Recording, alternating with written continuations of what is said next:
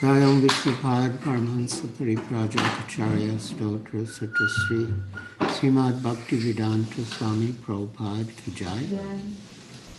ISKCON Founder Acharya Srila Prabhupada Ki Jai. Jayam Vishnupad Paramahansa Prajakacharya Stotra Satasri Srimad Bhakti Siddhanta Saraswati Goswami Prabhupada Ki Jai.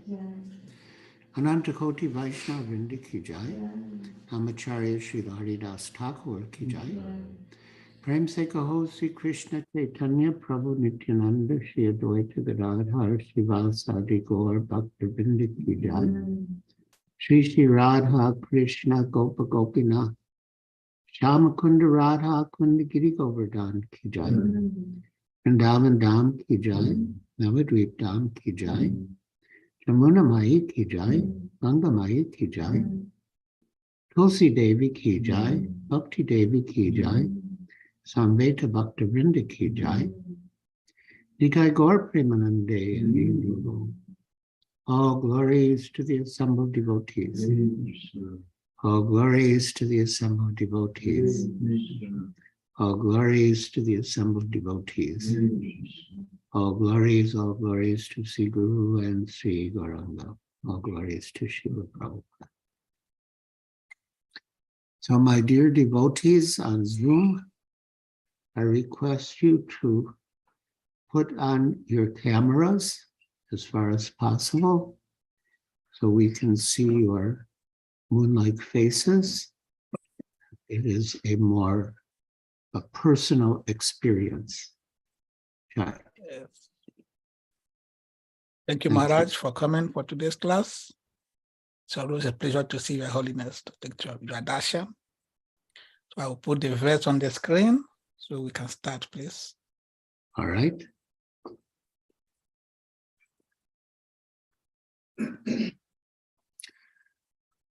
Om Namo Bhagavate Vasudevaya.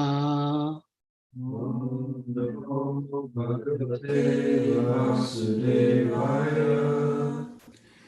Om Namo Bhagavate Vasudevaya. Om Namo Bhagavate Vasudevaya. Om Namo Bhagavate Vasudevaya. Om Namo Bhagavate Vasudevaya. We read from Srimad Bhagavatam, Canto 2, Chapter 1, Text 29. Indradayo Bhava Sura Sura Karno Disha Shrotramamusya Shabda Natasya Dasro Paramasya Nase Pranosya Gando Mukam Agnir Ida Indradayo Bhava Usraha Karno Disha Shrotramamusya Shabda Nastya Dasro Paramasya Nase Grano Sigando Mukam Agnir Ida. Indra Adya, demigods headed by the heavenly king Indra. Bahava, arms. Ahu, are called. Ushra, the demigods. Karno, the ears. Disha, the four directions. Shrotram, the sense of hearing. Amushya, of the Lord. Shabda, sound. Nasatya, Dasru, the demigods known as the Ashwini Kumaras. Paramasya, of the Supreme. Nase, nostrils. Grana, the sense of smell. Asya, of him. Gandha, fragrance. Mukham, the mouth. Agni, fire. Ita, blazing. Translation. His arms are the demigods headed by Indra. The 10 directional sides are his ears. The physical sound is his sense of hearing. His nostrils are the two Ashwini Kumaras, and material fragrance is his sense of smell. His mouth is the blazing fire. Purport by Srila Prabhupada. The description of the gigantic form of the personality of Godhead made in the 11th chapter of the Bhagavad Gita is further explained here in the Srimad Bhagavatam. The description in the Bhagavad Gita 11:30 runs as follows. O Vishnu, I see you devouring all people in your blazing mouths and covering all the universe by your immeasurable rays. Scorching the worlds, you are manifest. So, just to make the discussion a little more complete, I will read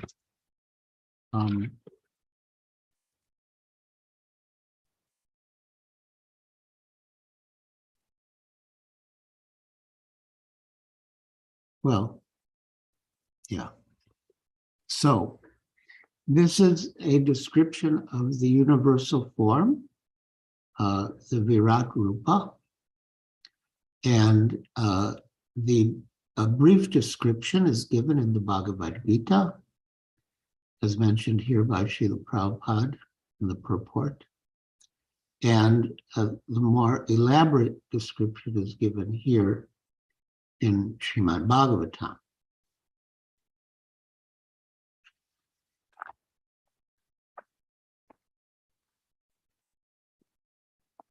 So in that way, Srimad Bhagavatam is the postgraduate study for the student of the Bhagavad Gita.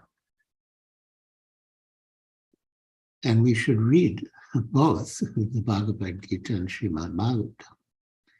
Both of them are the science of Krishna, the absolute truth. And so they are interdependent. The conception of the Virat Purusha, or the gigantic form of the Supreme Lord, is said to include all the dominating demigods, as well as the dominated living beings. Even the minutest part of a living being is controlled by the empowered agency of the Lord. Since the demigods are included in the gigantic form of the Lord, worship of the Lord, whether in his gigantic material conception or in his eternal transcendental form as Lord Sri Krishna, also appeases the demigods and all other parts and parcels, as much as watering the root of a tree distributes energy to all of the tree's other parts. So here Srila Prabhupada is referring to a very important verse, which I will read for you, along with the purport. It's Srimad Bhagavatam, Canto 4, Chapter 31, Text 14. Yata toror mulani sechanena tripyanti tat skanda bujo pashaka prano paharach chayarendriyanam tataiva sarvarhanam achyuteja. Translation. As by pouring water on the root of a tree,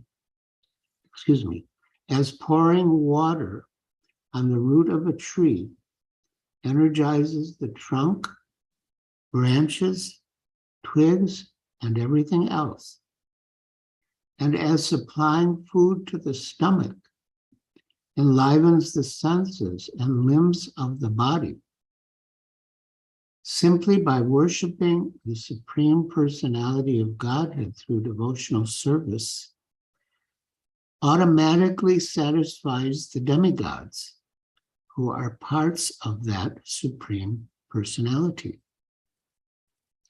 Purport by Srila Prabhupada. Sometimes people ask why this Krishna consciousness movement simply advocates worship of Krishna to the exclusion of the demigods. The answer is given in this verse. The example of pouring water on the root of a tree is very appropriate. In Bhagavad Gita 15:1, it is said, Urdhva Moolam Adasakham. This cosmic manifestation has expanded downward, and the root is the Supreme Personality of Godhead. As the Lord confirms in Bhagavad Gita 10:8, Aham sarvasya prabhava. I am the source of all spiritual and material worlds. Krishna is the root of everything. Therefore, rendering service to the Supreme Personality of Godhead, Krishna, Krishna Seva, means automatically serving all the demigods. Sometimes it is argued that karma and jnana require a mixture of bhakti in order to be successfully executed. And sometimes it is argued that bhakti also requires karma and jnana for its successful termination. The fact is, however, that although karma and jnana cannot be successful without bhakti, bhakti does not require the help of karma and jnana. Actually, as described by Srila Rupa Goswami, anya bilasita sunyam jnana karmadyanavritam. Pure devotional service should not be contaminated by the touch of karma and jnana. Modern society is involved in various types of philanthropic work, humanitarian works, and so on. But people do not know that these activities will never be successful unless Krishna, the Supreme Personality of Godhead, is brought into the center. One may ask what harm there is in worshiping Krishna and the different parts of his body, the demigods. And the answer is also given in this verse. The point is that by supplying food to the stomach, the indriyas, the senses, are automatically satisfied. If one tries to feed his eyes or ears independently, the result is only havoc. Simply by supplying food to the stomach, we satisfy all of the senses. It is neither necessary nor feasible to render separate service to the individual senses. The conclusion is that by serving Krishna, Krishna Seva, everything is complete. As confirmed in Chaitanya Charitamrita, Madhya 22:62, Krishna Bhakti Kaile Sarva Kama Krita Hai. If one is engaged in devotional service of the Lord, the Supreme Personality of Godhead, everything is automatically accomplished. So,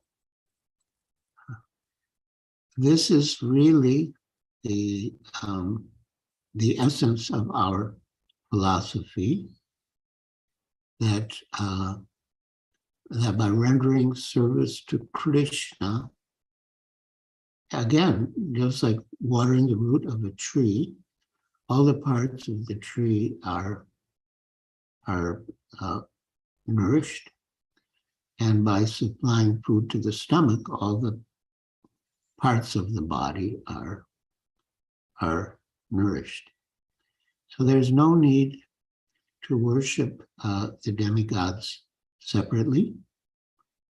In fact, in the Bhagavad Gita, Krishna advises that the worship of the demigods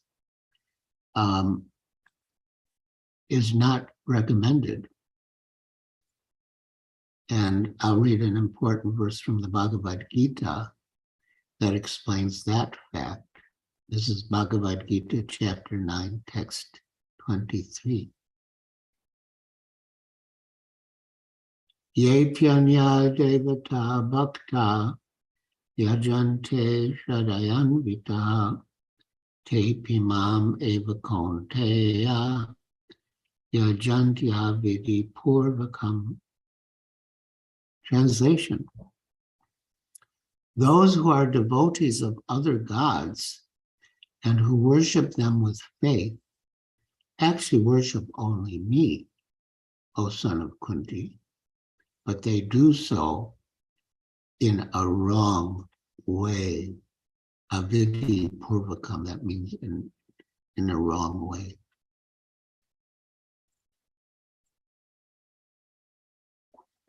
Purport, says Srila Prabhupada. Persons who are engaged in the worship of demigods are not very intelligent. Although such worship is offered to me indirectly, Krishna says. For example, when a man pours water on the leaves and branches of a tree without pouring water on the root, he does so without sufficient knowledge or without observing regulative principles. Similarly, the process of rendering service to different parts of the body is to supply food to the stomach. The demigods are, so to speak, different officers and directors in the government of the Supreme Lord. One has to follow the laws made by the government, not by the officers or directors. Similarly, everyone is to offer his worship to the Supreme Lord only. That will automatically satisfy the different officers and directors of the Lord. The officers and directors are engaged as representatives of the government, and to offer some bribe to the officers and directors is illegal. It is stated here as avidi purvakam. In other words, Krishna does not approve the unnecessary worship of the demigods. So, my dear devotees, it is very clear that just as by pouring water on the root of a tree, the trunk, the branches, the twigs are all nourished, and as by giving food to the stomach, all the different parts of the body are nourished. So by offering service to Lord Krishna, all of his parts and parcels, including the demigods, are worshipped. And there is no need to worship the demigods separately. And at the end of the Bhagavad Gita, Krishna says, Sarva Dharman Parityajya, Mamekam Saranam Vraja. Give up all varieties of religiousness and just surrender unto me. Aham tvam sarva papebhyo mokshayisyami ma suchaha. And I will free you from all sinful reactions. If someone thinks that by worshiping Krishna or serving Krishna to the exclusion of the demigods, one may be committing some sin and would be due to suffer some sinful reaction.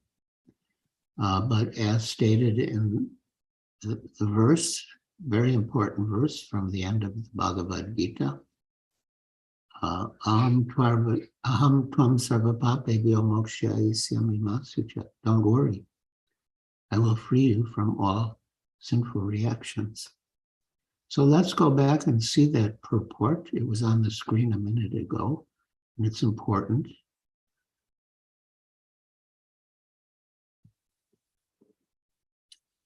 Purport by Srila Prabhupada. The Lord has described various kinds of knowledge and processes of religion. Knowledge of the Supreme Brahman, knowledge of the Supersoul, knowledge of the different types of orders and statuses of life, knowledge of the renounced order of life, knowledge of non-attachment, sense and mind control, meditation, etc. He has described in so many ways different types of religion. Now, in summarizing Bhagavad Gita, the Lord says that Arjuna should give up all the processes that have been explained to him. He should simply surrender to Krishna. That surrender will save him from all kinds of sinful reactions, for the Lord personally promises to protect him. In the seventh chapter, it was said that only one who has become freed from all sinful reactions can take to the worship of Lord Krishna. Yes, yesham twantagatam papam, jananam punya karmanam. Thus, one may think that unless he is free from all sinful reactions, he cannot take to the surrendering process. To such doubts, it is here said that even if one is not free from all sinful reactions, simply by the process of surrendering to Sri Krishna, he is automatically free. There is no need of strenuous effort to free oneself from sinful reactions.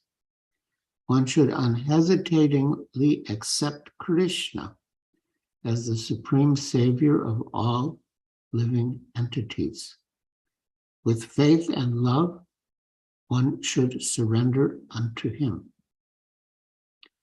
The process of surrender to Krishna is described in the Hari Bhakti Vilas 11.676. Anukulyasya sankalpa pratikulyasya varjanam rakshishyatiti vishvaso Kopchitve varanam tata atma nikshepa karpanye sadvida sharanagati. According to the devotional process, one should simply accept such religious principles that will lead ultimately to the devotional service of the Lord. So yes, anukulyasya sankalpa pratikulyasya varjanam. One should accept whatever is favorable, and one should reject whatever is unfavorable. One may perform a particular occupational duty according to his position in the social order, but if by executing his duty, one does not come to the point of Krishna consciousness, all his activities are in vain. And here Srila Prabhupada is referring indirectly to a verse from the beginning of Srimad Bhagavatam, Shrama eva hi kevalam, that he's simply wasting his time. Srimad Bhagavatam 1-8 says, Dharma svanustita pumsam vikshvakshena katasuna notpadayad yadi ratim Shrama eva hi kevalam. The occupational activities of a man, according to his own position, are only so much useless labor if they do not provide attraction for the message of the personality of Godhead. So, yeah. So Srila Prabhupada, coming in Parampara, has given us a very beautiful and simple process in which we simply surrender to Krishna through Parampara and render service to Krishna, and all other living entities, including the demigods, are automatically satisfied, just as by pouring water on the root of a tree, the trunk, the limbs, the branches, the twigs are all nourished, and just as by supplying food to the stomach, all the different parts of the body are nourished. So there is one more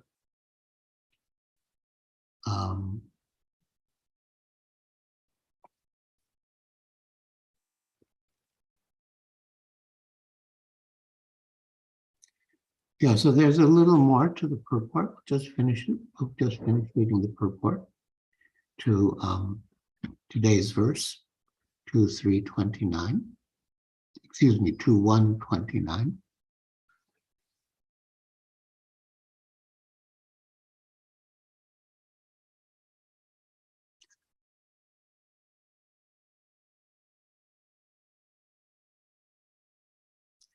So a little further down, we've discussed this quite nicely. All right, so now, so I'll reread a little just to reiterate what we've discussed. Since the demigods are included in the gigantic form of the Lord, worship of the Lord, whether in his gigantic material conception or in his eternal transcendental form as Lord Sri Krishna, also appeases the demigods and all the other parts and parcels, as much as watering the root of a tree distributes energy to all of the tree's other parts. There's no need to worship the demigods separately. We just worship Krishna. We don't need to serve the demigods separately. We just serve Krishna. Consequently, for a materialist also, worship of the universal gigantic form of the Lord leads one to the right path. One need not risk being misled by approaching many demigods for fulfillment of different desires. The real entity is the Lord himself, and all others are imaginary, for everything is included in him only. So, yeah, by serving the Supreme Lord, one automatically serves the demigods. By worshiping the Supreme Lord, one automatically worships the demigods. There's no need to worship them or serve them separately. And it's also stated very nicely in Srimad Bhagavatam, Akama sarvakama va moksha kama udaradi tivrena bhakti yogena yajeta purusha param. That means akama, that means if you have no material desires. Sarvakama means if you are full of material desires. And mokshakama means if you desire liberation. Udaradi means one with broader intelligence. Tivrena bhakti yogena. If one engages in bhakti yoga very strongly, very forcefully, Yajeta Purusham Param. One must by all means worship the supreme whole, the personality of Godhead. So to put that all together, I'll read the translation. A person who has broader intelligence, whether he be full of all material desire, without any material desire, or desiring liberation, must by all means worship the supreme whole, the personality of Godhead. And Tivrena means with great force. So if one engages in devotional service with great force, it doesn't matter if he's full of material desire or without material desire or desiring liberation, he will attain success. Hare Krishna. So, my dear devotees, thank you for joining us and listening so patiently and attentively. And now, if any of you have any questions or comments, any reflections, you can raise your hand, your physical hand or your virtual hand, and we will discuss further. Hare Krishna. Jai.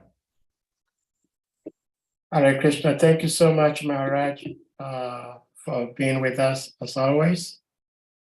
We're very much grateful to have your association all the time. So, Kusha Prabhu, please.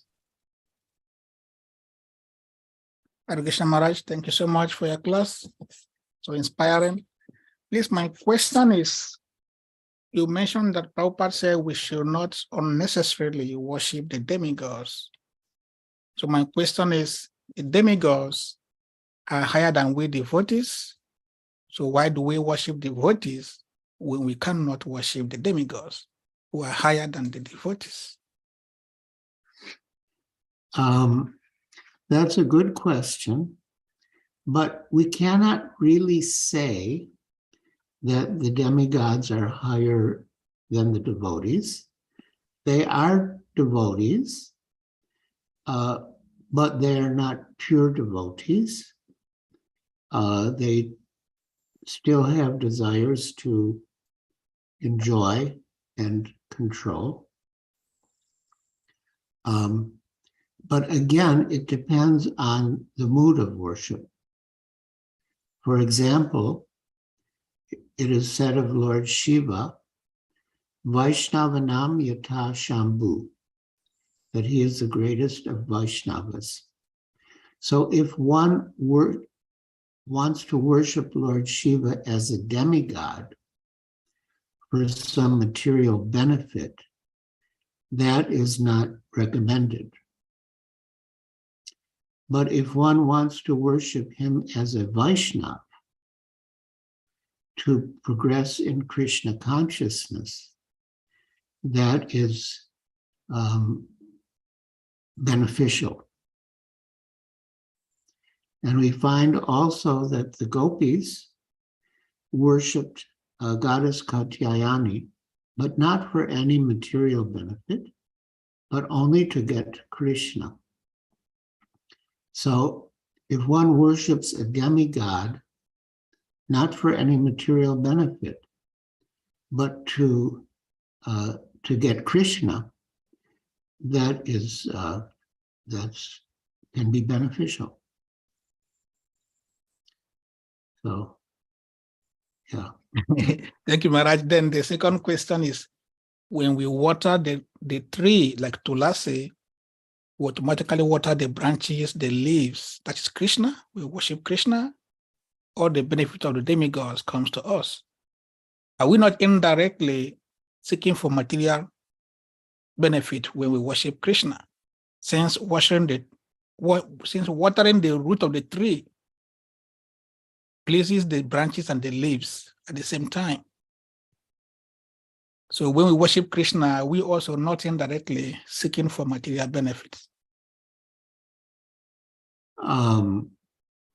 Not necessarily.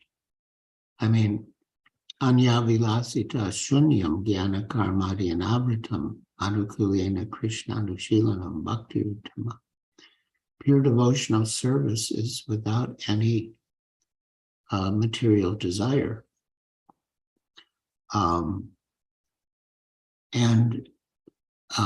Lord Krishna says, a very beautiful series of verses, that if someone worships me for material benefit, certainly he is very foolish.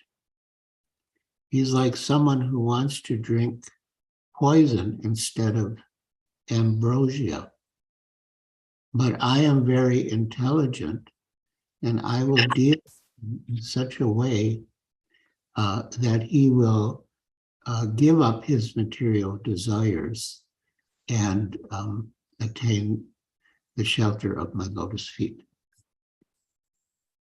Thank you, Maharaj. Next question is from Ajam. Ajam, kindly unmute.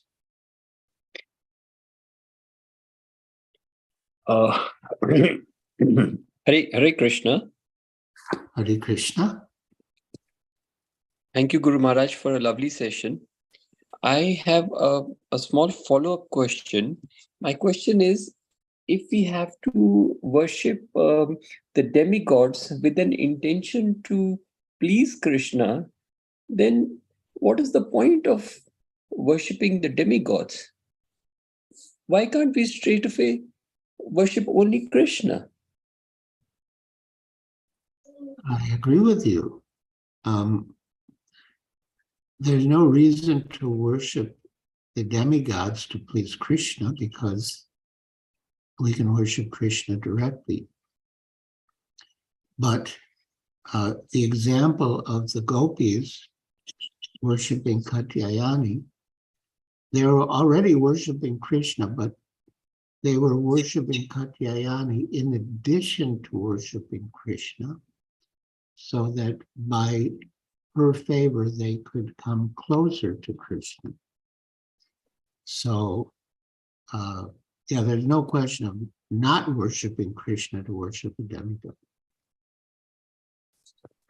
Thank you, Maharaj. Thank you. Hare Krishna. Hare Krishna.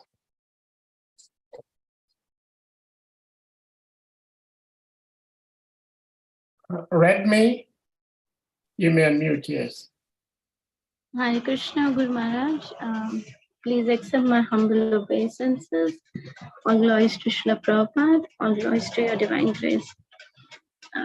Guru Maharaj, those who do not have faith in, complete faith in Bhagavad Gita and Srimad Bhagavatam, because it says that Krishna is God, but they have faith in other scriptures too, like Shiva Puran and many other scriptures, and it says that Shiva is God. So how to convince them in putting their faith in Bhagavad Gita? Well, the Bhagavad Gita is the literal record of God's spoken word. Practically all Vedic authorities, including even Shankaracharya, accept Bhagavad Gita as the supreme evidence. Srila Prabhupada has explained that in the other scriptures, for example, you mentioned the Shiva Purana, which I have not read, but let us say, for example, that the Shiva Purana says that Shiva is supreme. Srila Prabhupada explains that it means that he is supreme within a certain limited sphere. And he gave the example that we might say that the chief minister is supreme, which in a way is true. He's the highest authority in the state. But higher than the chief minister is the prime minister, who is the highest authority in the nation. So if we do read in Shiva Purana, for example, that Shiva is the supreme, it means within that limited sphere or scope. It does not mean that he's the supreme in an absolute sense. Yeah. Hare Krishna.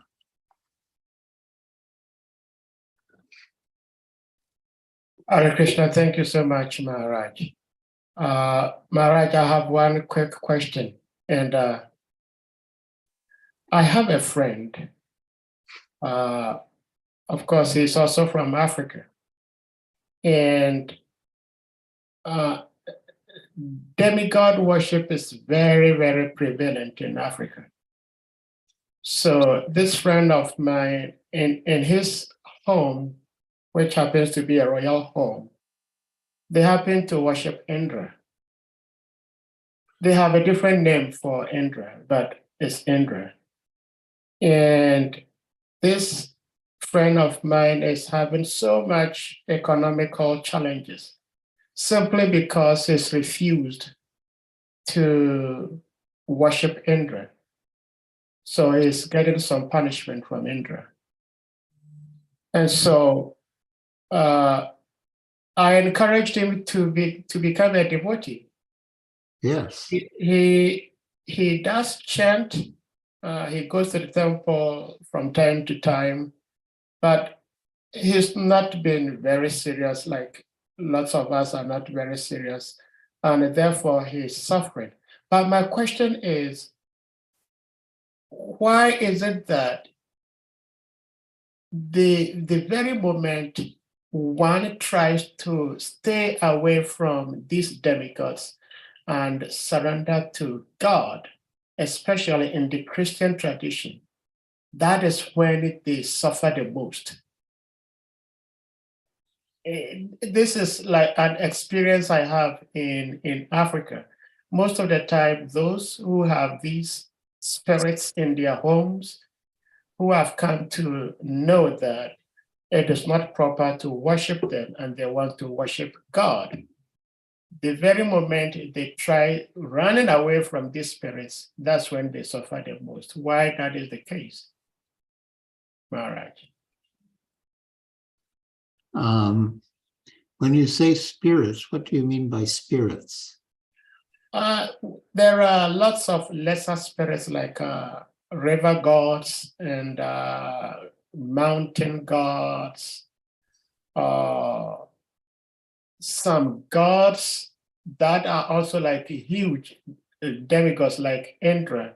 There are people who worship Indra, and like maybe July 4th, which is really sunny in the US, if somebody stole something and is sent to this spirit, and the person denies that he did not steal, and he stole it, really, then out of nowhere, there will be lightning. Lightning will come and strike this person dead. They worship Indra. And this person told me personally that they have that spirit in the home. He didn't know that is Indra. He's trying to be a devotee, so he knows Indra. But it's very common in West Africa in particular, where these demigods and the lesser spirits tend to give more pain and trouble when people are trying to run away from worshiping them. Well, my response is that it's a test. You know, Krishna is testing them, how sincere they are to serve him and follow his instructions. And, you know, if they tolerate and endure the temporary inconvenience and remain faithful to Krishna, then they will emerge successful. as devotees. Yeah, these even even in the Govardhan Lila, we find the same thing, that Krishna advised the Brajavasis to set aside the worship of Indra and use the paraphernalia to worship Govardhan Hill and the cows and the Brahmins. And Indra became angry and he sent torrents of rain. So that was like a test. But ultimately, Krishna protected them, gave them shelter. He lifted Govardhan Hill and held it like an umbrella. So that may happen, you know. But ultimately, if we remain faithful to Krishna, he will protect us.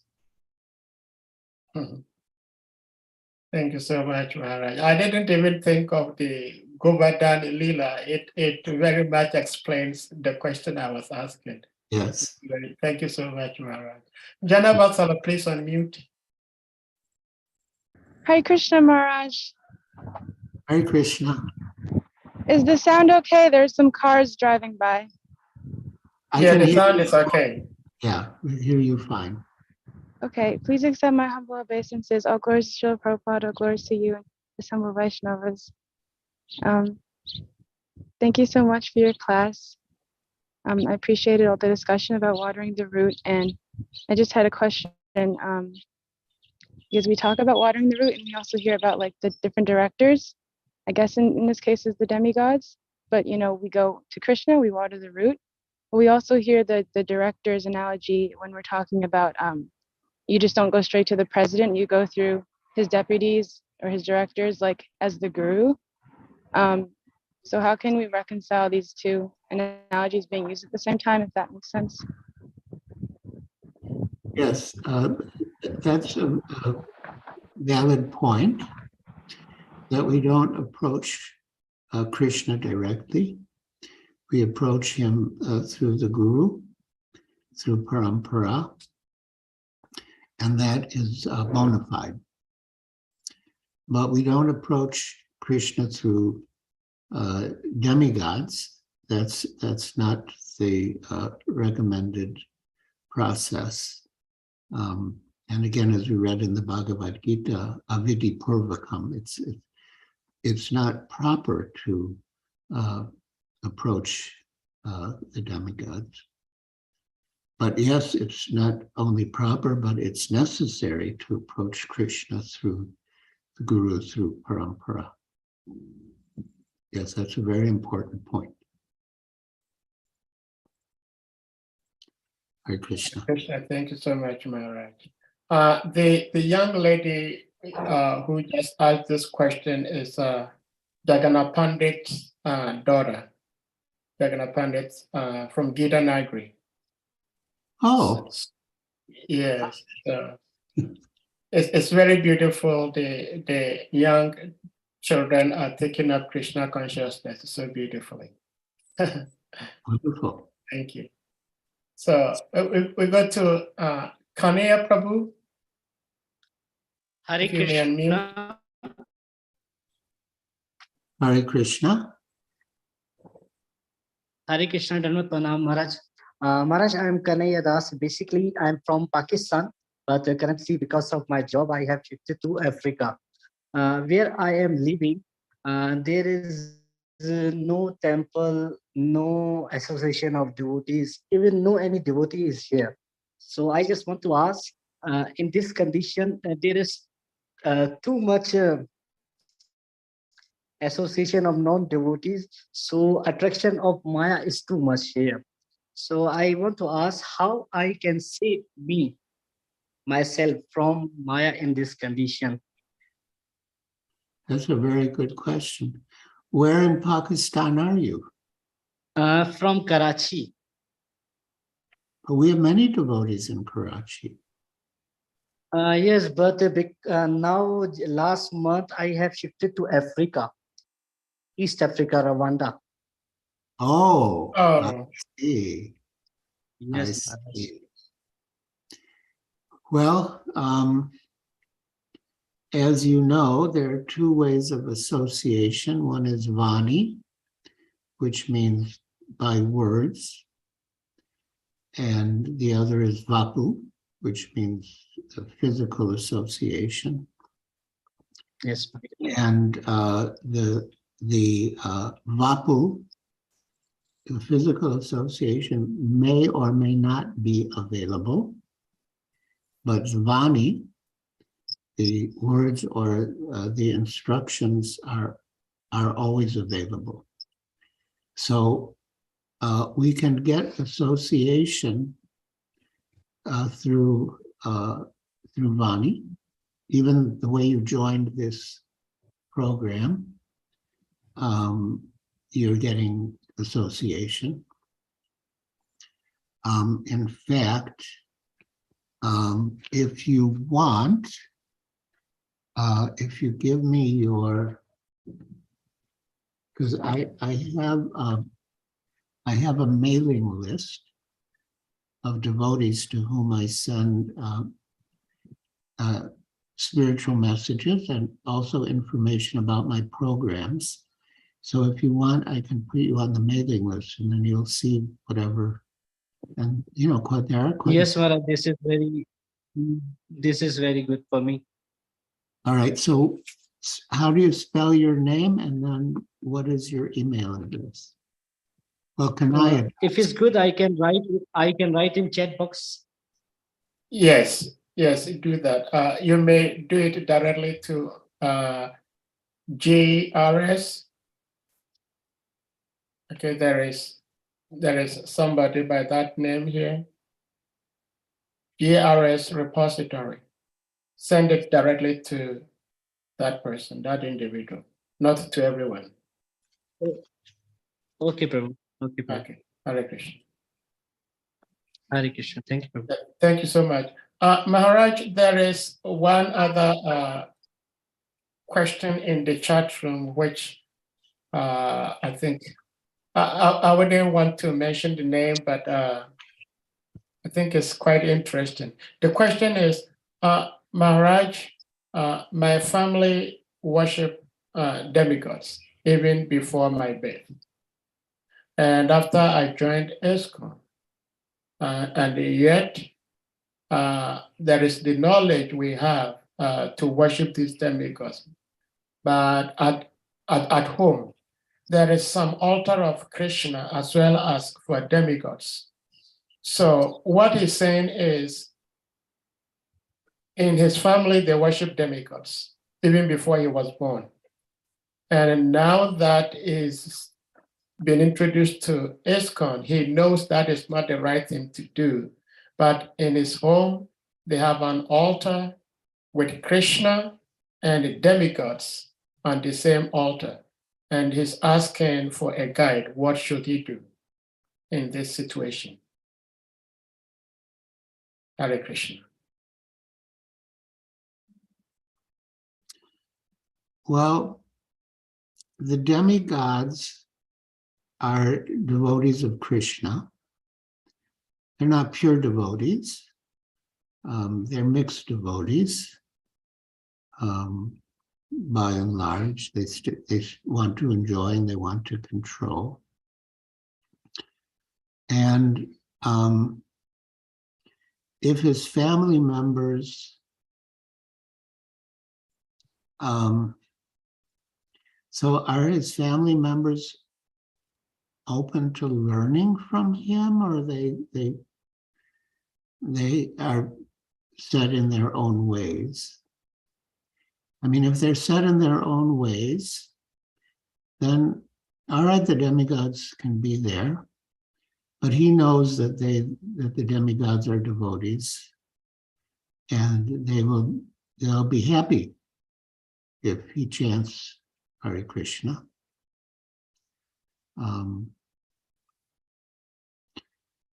But if he can educate or enlighten his family members, especially through Bhagavad Gita, if he can give them Bhagavad Gita, And if they read the Bhagavad Gita, then everything will be clarified, and that would be the best thing for everyone.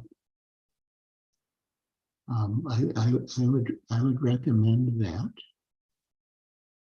They might not take too much preaching from him, because they'll just consider him a child, or but if he gives them the Bhagavad Gita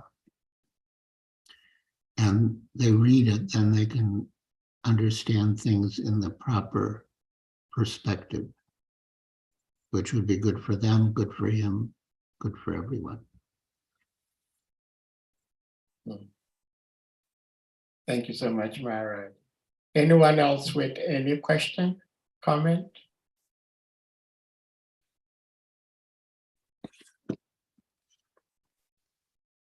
Yes, Maharaj, Hare Krishna.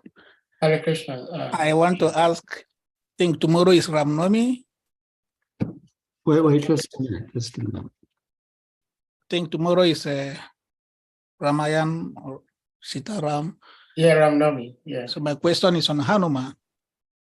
Hanuman is a devotee. So why did Krishna or Lord Ram allow him to go through so much suffering with Sita and Ram and Jaladuta, the other ones, what Ram went through? Because devotees are going through so much difficulties also. So why does God also have to go through the same difficulties? Well, they went through difficulties as a, as a pastime. But although they went through difficulties, they were always happy. And that is a lesson for us, that externally we may be in difficulties, but internally we can be happy because of our relationship with the Lord and the devotees. The Ramayana is full of apparent reversals and suffering, but within the apparent reversals and suffering, there was a higher cause, a higher purpose. So, yeah, we should take lessons from the Ramayana to be happy in all circumstances.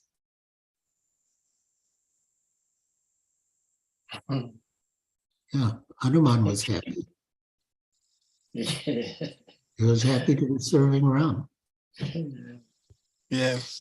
But since you mentioned Ramayana and Ram Navami, I'll just share a little story from the Ramayana. Thank you, Maharaj. When Ram had to cross to Lanka, and to cross to Lanka, he wanted to build a bridge. So at the seashore, Hanuman was throwing these huge boulders to make the bridge. And there was a small squirrel. And Hanuman said to the squirrel, "Get out of my way. Can't you see I'm throwing these huge boulders and you're just flicking little grains of sand?" And the squirrel replied, "But I want to serve Lord Ram too." So Lord Ramchandra overheard this exchange, and he said to Hanuman that you are serving me to your capacity, and the squirrel is serving me to her capacity. So in my eyes, both of your service is equal. And he said, and besides, I'm the one who's making the boulders float. So why are you trying to take the credit? So yeah, we should respect and appreciate the service of all devotees, whatever their capacity is. If they're serving to their capacity, then we appreciate that. Thank you so much, Maharaj, for sharing that wonderful pastime. May we go to Dr. Vandana, please? You may unmute. Hare Krishna, Guru Maharaj, Dandavat Pranam. Please accept my humble obeisances. I know I'm taking a lot of your time. Thank you so much for the, because when you share all these pastimes, it's like reliving everything, experiencing everything. And I can also completely get the world of Kanayalal Prabhuji. I had shared with you also, Guru Maharaj, that I came from Mumbai, where it is like always in association of devotees. But when I came to San Francisco, California here, I was also feeling the void initially, a lot of void. And then by your mercy, I started listening to your older, your lessons and everything on YouTube. They are available on YouTube. So, and with your permission, I wanted to share this with Kanayalal Prabhuji, that the one who's come from Pakistan to Rwanda. So it may be of help, listening to your, subscribing to your channel, listening to your kathas every day, chanting a little more, for all the people on this planet, if we can just seek your blessings, seek Krishna's blessings, and just chant a little more for everyone, I feel. And also reading one chapter maybe or one verse before sleeping from Srimad Bhagavatam. That is what you had told me, Guru Maharaj. That started actually bringing the, I was very jittered initially, and that started mellowing me down. I started feeling the void. I know association is definitely very precious, but still this association of yours, the Vani association of yours, it's beautiful, Guru Maharaj. If it is of help for him, he can also do those things. I was really, my heart went out to him when he was sharing about his, missing the association in Pakistan. That's all I wanted to say, Guru Maharaj. Thank you so much. Thank you so much. Wonderful, beautiful. Thank you. Thank you, Guru Maharaj. Hare Krishna. Thank you so much. Yes, Sadhu Sangha, we understand it's very, very important. And that is why we meet here 5 days in a week. And devotees, I believe we have to learn to be greedy. We have Maharaj Association here. Having a Maharaj Association here today is Wednesday, is sufficient enough to take us through a whole 1 month, if not more.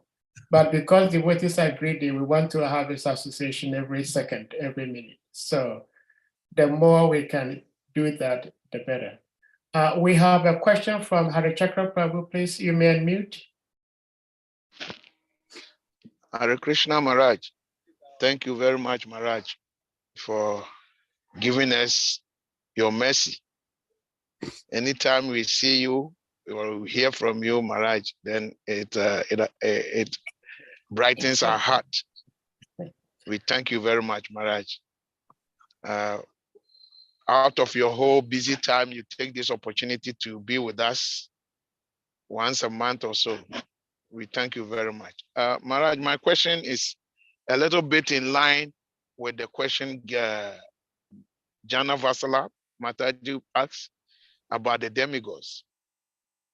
So if just worshiping Krishna is enough, then in Bhagavad Gita, why is it that Krishna said in the beginning of creation, he brought forth a generation of men and demigods, and then he gave us a sacrifice for Vishnu, and that he went further to say we should be happy with this sacrifice because its performance will make us happy. So why was Krishna connecting it to? Mentioning the demigods in place in there too? Couldn't he just have told us that, hey, in the beginning of creation, I gave you the worship of Vishnu, and then be happy with this worship? But so I just want you to explain a little bit why Krishna brought in the generation of men and demigods. And yes, I've spoken on this verse many times, and what the verse says, that the Lord of all creatures sent forth generations of men and demigods, which is true. The demigods have their role in the universe as servants of Krishna.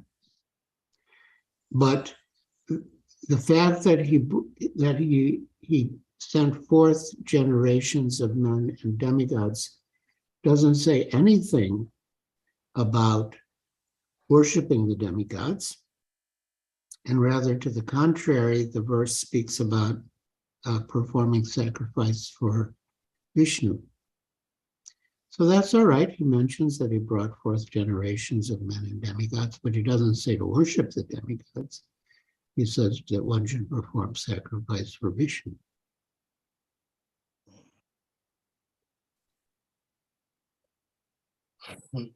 Thank you, Maharaj. Maharaj, the reason why I was asking is, we humans are we easily get attracted to certain things. So sometimes you easily get attracted to what? I say we humans easily get like swayed or attracted to certain what do we call it? Favors. Like if we see there is a favor, a good favor coming from somewhere, it easily sways us. So when we hear that these demigods can give opulence, they can give this or that, and immediately we hear their name, Krishna mentioning their name, that I brought forth these people and you, and I gave you a sacrifice, even though he's mentioning sacrifice to Vishnu. Somehow or the other, you see, we sometimes we try to, what do we call it? Convince ourselves that, oh, if even Krishna is mentioning these demigods, then why? What is wrong? Can't we go ahead and do this? So I just want to know, see how we can, what do I put it? How we can be very pinpointed and be able to convince ourselves that even though Krishna mentions their name, they are not the ones that we are supposed to go to. We are supposed to go directly to Krishna, and then all others will be there for us. Yeah. I mean, I read that verse from Bhagavad Gita, chapter 9, text 23. I'll just repeat. Ye pyanya devata bhakta yajante shadaranvita te pimam eva konteya yajantya vidipurvakam. Those who are devotees of other gods and who worship them with faith actually worship only me, O son of Kunti, but they do so in a wrong way. Avidi purvakam. So Yeah, and in the purport, Srila Prabhupada makes many of the same points that we've been discussing. When a man pours water on the leaves and branches of a tree without pouring water on the root, he does so without sufficient knowledge or without observing regulative principles. Similarly, the process of rendering service to different parts of the body is to supply food to the stomach. The demigods are, so to speak, different officers and directors in the government of the Supreme Lord. One has to follow the laws made by the government, not by the officers or directors. Similarly, everyone is to offer his worship to the Supreme Lord only. That will automatically satisfy the different officers and directors of the Lord. The officers and directors are engaged as representatives of the government, and to offer some bribe to the officers and directors is illegal. This is stated here as a vidi purpakam. In other words, Krishna does not approve the unnecessary worship of the demigods. And again, that word unnecessary, one can worship the demigods to, attain the mercy of Krishna, but otherwise not for material benefit. Thank you, Maharaj. Shima Bharat, did you have something to say? I saw your hand up.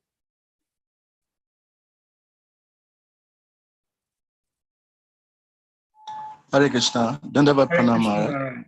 Yes. Yes, this text that Arichakra Prabhu is quoting, I don't know whether I understand the verse differently. So I would like Maharaj to clarify for me. That text, chapter 3, text 10, Krishna is saying that Lord Brahma, the Lord of all creatures, Lord Brahma, sent forth men and demigods with sacrifice to Vishnu. That's the understanding I got. I don't think Krishna is saying that I sent. Of course, Krishna is also the Lord of all creatures, but Krishna is speaking here about somebody else. He's not talking about himself. So he said, the Lord of all creatures sent forth generations of men and demigods. So the Lord of all creatures, as we know, is Brahmaji. So my understanding here is that Brahma is the one asking men and demigods to go and offer their sacrifices to Vishnu. So this is my understanding of this verse, but maybe I'm wrong. Maharaj, you can help to clarify. See the very first line of the purport, the material creation by the Lord of creatures, Vishnu. The Lord of all creatures is Vishnu, not Brahma. So yeah. And then the purport explains how Pati, how Vishnu or Krishna is Pati in so many ways. So it definitely refers to Vishnu or Krishna. Thank you, Maharaj. All right, if I may ask one question, it is not directly related to today's discourse, but I think by getting the answer from you might help lots of us, because Kusha Prabhu was asking about why Hanuman, being a devout devotee of Sri Ram, had to go through so much suffering. And we've had like 2 or 3 different occasions on this same platform where we were talking about the pure devotee, the spiritual master, also going through suffering and pain. And some devotees were with the opinion that the pure devotees do not suffer. And some were also with the opinion that the pure devotees, they suffer, but they do not suffer exactly the way non-devotees suffer.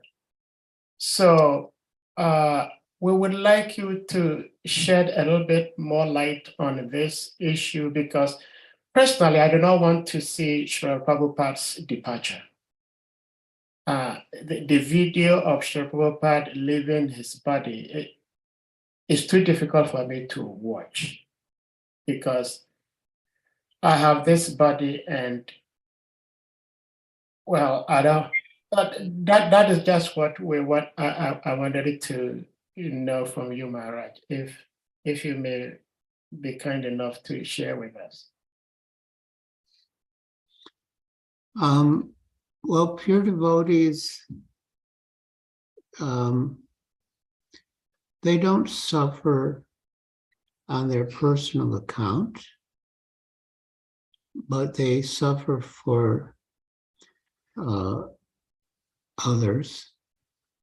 As Prahlad Maharaj says, that, that personally he has no lamentation, because wherever he is, he can merge himself into the ocean of the nectarian glories of the Lord. But his lamentation is that why people are not taking to Krishna consciousness. And once, when I was with Srila Prabhupada in his room in Juhu, in a very dramatic way, he said the same thing, in effect. He said, our only lamentation is why people are not taking to Krishna consciousness. So, yeah. So, yes, Prahlad said for himself, he has no difficulty, but he's concerned for others. And in the purport to these verses in the 7th canto, Srila Prabhupada says that yeah, devotee is simultaneously happy and sad. He's happy because wherever he is, he can, merge into the nectarian ocean of Krishna's glories, but he's sad because others are not taking to Krishna consciousness. Well, thank you, Maharaj.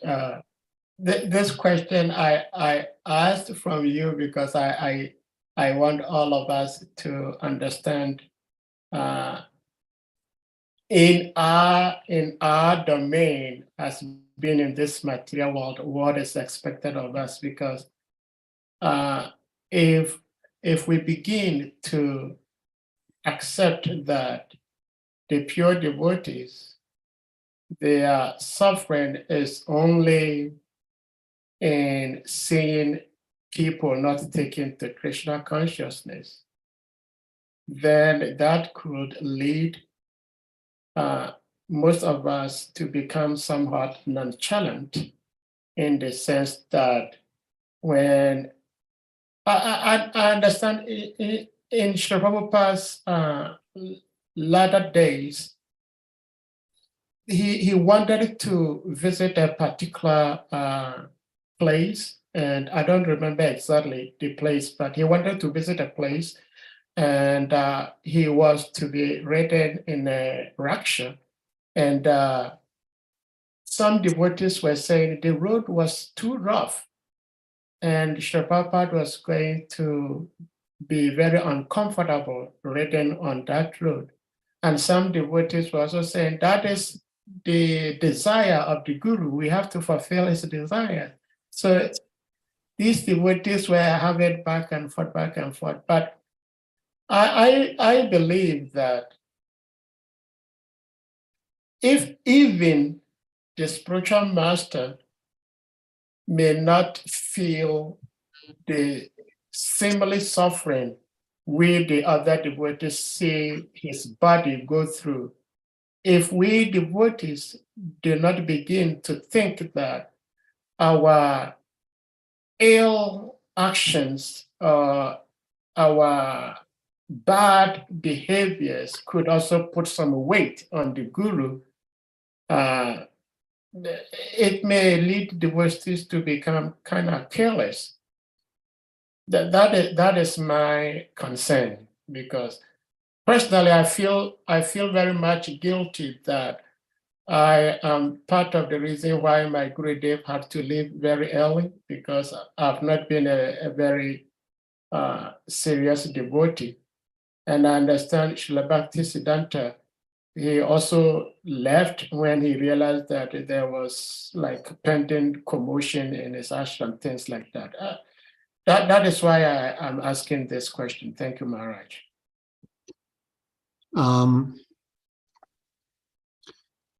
Yeah, I mean, the spiritual master does accept the sinful reactions of the disciples at the time of initiation, and thereafter also. And Srila Prabhupada said sometimes the spiritual master becomes ill as a warning to the disciples that they should follow properly and chant their rounds and adhere to the regulative principles. Otherwise, the spiritual master may have to suffer. So yeah, we should be very careful and conscientious and be aware that our sinful activities can affect our spiritual master. Absolutely. Thank you so much, Maharaj. And I have one last request from you, Maharaj, please. One of our dear devotees is kind of new devotee. He's a bhakta. He's from a Muslim background, but he's become a devotee. Usually it's very difficult to have Muslim convert to become Hare Krishna devotee, but he has. And he is from Ghana, but he lives in Spain. 3 days ago, that's Monday, he was called and told that his father left his body. And he is trying to hold up pretty okay with Vaishnava philosophy, but he's still down. And he personally asked me to beg you to pray for his departed father. He passed this Monday, and I don't remember the name, but I can put his photo here for you. So maybe just by looking at him, Maharaj, if you'll be kind enough to give him some blessings. I'll pray for him. Yes. Pray for him. So I'll put his photo here. This is him. Oh, Yeah. okay. I'll pray for the departed soul. Thank you so much, Maharaj. The way he told me his departure was very beautiful. He's a Muslim. He went to his small room where he usually prays. He went there to pray. They were waiting for him to come, and he wasn't coming. So the wife sent somebody to go in to check on him, and they found him gone. So he passed away in offering his prayers to Allah. So thank you so much for blessing. Yeah. Hi. Hare Krishna. Hare Krishna. So if anyone has anything before we let Maharaj go, please. And we're very, very much thankful and appreciative to you all for how you all have been able to stay quiet and listen throughout. And I believe nobody dozed. Dozing is not allowed. We pray that somehow the Guru Krishna will bless us so that what we've heard, we can put them into practice. Because if we do not put them into practice, it means it entered into one ear and passed through the other ear. So thank you so much, Maharaj, for being here. All right. Maharaj, there is one last question on the chat room. Okay, please. Read It it. says, Yeah. Hanuman was telling Bhima that in the Kreta Yuga, everyone was 100% religious. Hence, there wasn't no demigod. So whereas in the Gita, Krishna says, beginning, he created man and demigods. So he said he read it on the Mahabharat's Vanapava, that Hanuman was telling Bhima in Kreta Yuga, everyone was 100% religious.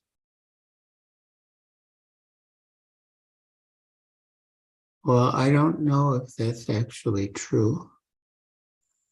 I'll read it.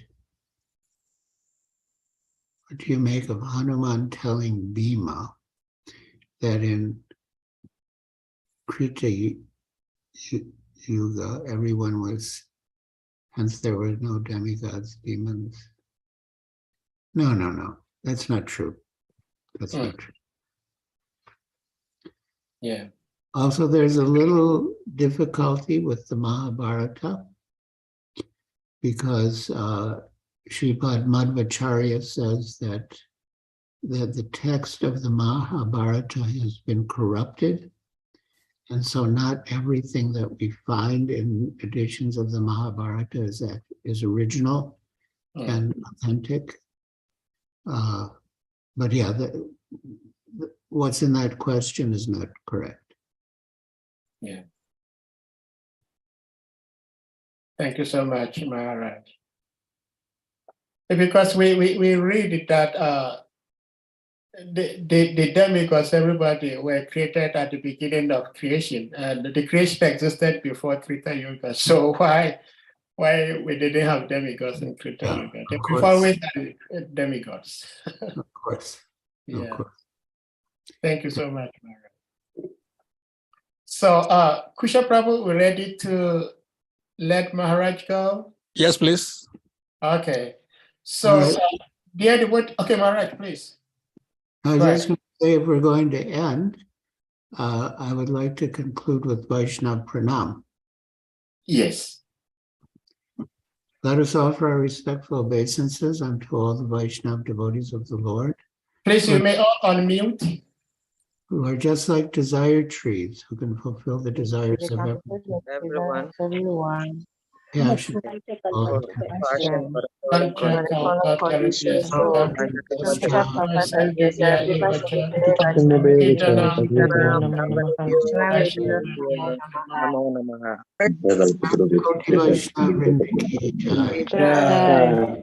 All glory to GIRIRAJ SWAMI Maharaj.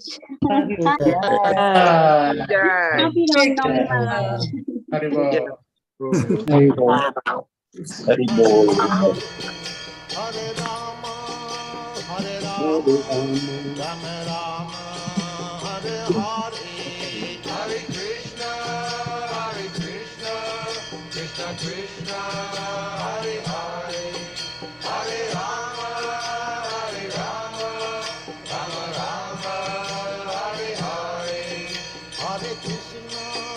Hare Krishna, Krishna Krishna, Hare Hare, Hare Rama,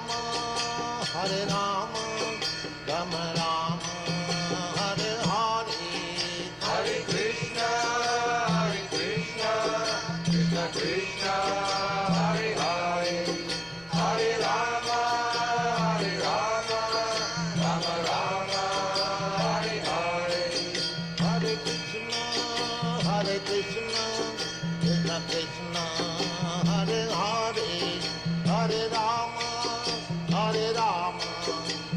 Rama,